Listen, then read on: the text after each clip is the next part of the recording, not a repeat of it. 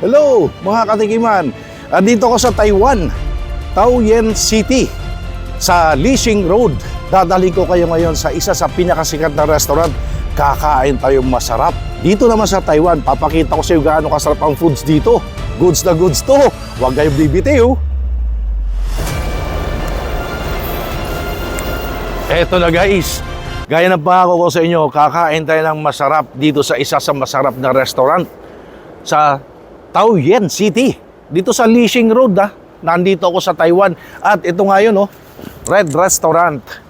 Wala muna tayong mga ngayon, mga pares, mga tusok-tusok, mga isaw-isaw na yan o kung ano mga mami.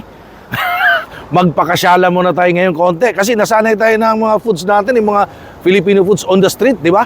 Dito ngayon, nandito tayo sa Taiwan. Again, Lixing Road sa Taoyuan City sa Taiwan. So ito, Red Restaurant. Let's go. Ano kaya? Hotpot? Buffet?